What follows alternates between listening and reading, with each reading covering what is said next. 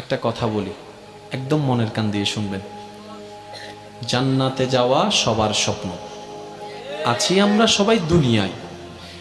ঠান্ডা মাথায় ভেবে দেখলে দেখবেন এই দুনিয়া এবং জান্নাতের মাঝখানে কিন্তু দুইটা স্টেশন আছে, একটার নাম কবর, একটার নাম হাসর। কবরটা কিরকম?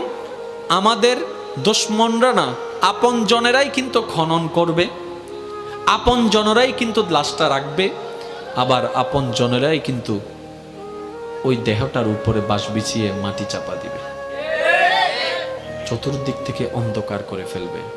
মনে রাখবেন, কবর আলোকিত হয় ঈমানের আলোয়, সুবহানাল্লাহ। আর হাসর আলোকিত হবে আল্লাহর রহমতের সাথে আপনার আমলের আলোয়, সুবহানাল্লাহ। হাসর আলোকিত হবে আমলের গুণে, কবর আলোকিত হবে ঈমানের গুণে।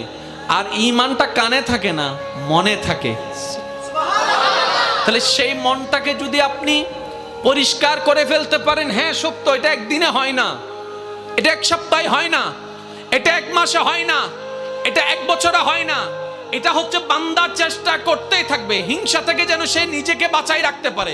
মন চাচ্ছে অন্যের বদনাম করতে, সে জিহ্বাকে কামড় দিয়ে রাখবে। দুনিয়া উল্টায় যাক, আমি বদনাম করব না, আমি বদনাম করব না, আমি বদনাম করব না। মন বলছে তাকে মেরে ফাটাই ফেল রাগের কারণে।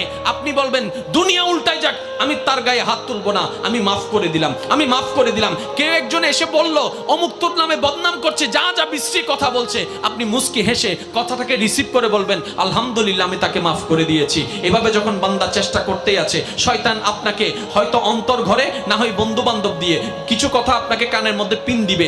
যেমন কিছু কেউ আপনাকে এসে বলবে যে তুই কি ঠান্ডা হয়ে গেলি, তুই কি হার মেনে গেলি, তুই কি পরাজিত হয়ে গেলি, তুই মারতে পারিস মারস না কেন, তুই বলতে পারিস বলস না কেন, তুই বাধা দিতে পারিস দেশ না কেন। আপনি বলবেন দুনিয়াকে খুশি করার আমার দরকার নাই, আমার রবকে খুশি করার দরকার, সুবহানাল্লাহ। মনে রাখবেন ভাইয়ের একটা কথা, সব কিছুর মূলে রব। আপনি ডাইনে থাকেন, বামে থাকেন, সামনে থাকেন, পিছনে থাকেন, এভরিথিং, সব কিছুর মূলে গিয়ে রব। যেমন আসেন, কষ্ট নেবেন না আমার কথায়। কোন একটা কথা, কোন একটা মানুষ যদি প্রথমে ওই অ্যাক্সিডেন্ট হয়, প্রথমে হলো যে হন মেডিকেল ফুটিয়ে হন্ডা ডাক্তারে সাইয়েরা হবো দে চিরাং মেডিকেল লই যাব এই দে হন্ডা মাতন না হন্ডা চিরাং মেডিকেল আগা হইতাম ডাহাওলা সাইয়ের হদ্দা তো বেশি রিক্স ফাইতাম জোর হ না।